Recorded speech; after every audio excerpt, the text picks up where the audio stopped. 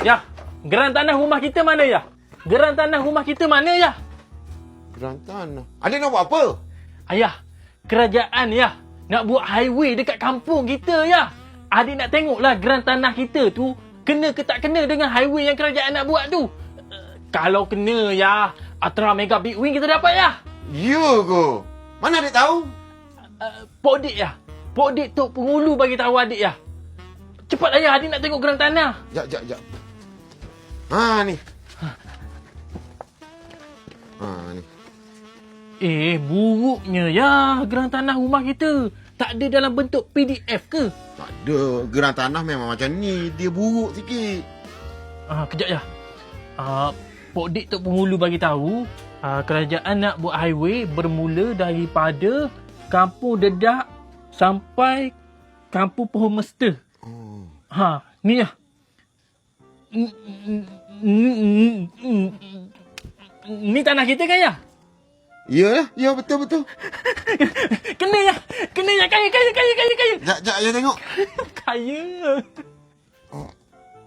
Tapi, Dik, tanah kita kena 10 kali 5 je. 10 kali 5 ekar. Lagi kaya kita ya. Kaya. Tak. 10 kali 5 inci je. Biar betul ya. 10 kali 5 inci je kena ya. Ayah tengok betul-betul. Ya, betul. Tu sipi-sipi. Kena sikit je. Tak apalah ya. Janji tanah kita kena dengan projek highway. Kerajaan akan bayar 3 kali ganda ya. Dapatlah adik beli motosikal baru. Yalah, okey dah. Dapat. Alhamdulillah ya. Alhamdulillah. Assalamualaikum. Waalaikumsalam. Korang tahu tak?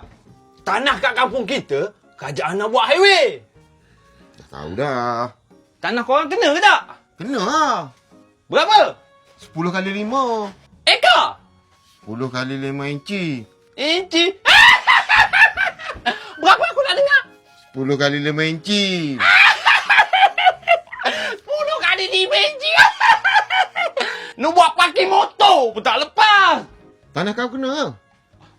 Tanah aku 7 ekar kena. Dengan rumah aku kena.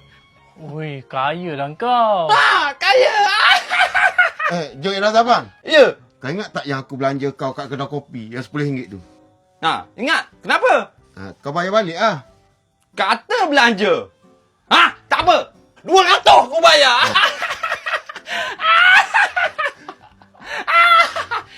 Tak apalah korang. Aku dengan bapa aku, Tok Penghulu, suruh duduk villa. Sementara kita orang dapat beli banglo baru.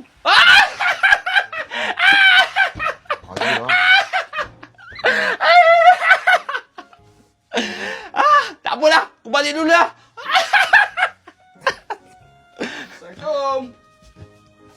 Waalaikumsalam. Oh, Tok Penghulu. Ada apa? Ada apa? Eloklah kamu semua dekat sini. Ni, ingat tak pasal aku cakap tadi? Kampung kita ni nak buat highway. Ingat. Dah dapat duit ke Tok Penghulu? Hai, belum lagi. Ni aku cakap kat engkau kan suruh pindah tadi kan? Joy Razaban. Tak payah pindah. Aku dah ejaz dah highway tu yang lalu dekat rumah engkau dengan rumah engkau Pak Meon. Aku pusing pergi dekat rumah aku. Tak payah lalu dekat rumah korang. Korang tak payah pindah. Aku yang kena pindah. Ni aku datang ni nak tanya engkau. Ada tak dengar orang nak jual banglo? Aku nak beli. Apa? Balik ni RM200 aku balik. Mana boleh kau dah bagi. Tak jadi tadi. Dengar tak jadi. Bagi-bagi tak balik. RM200 aku tu. Alah, RM200. Alah.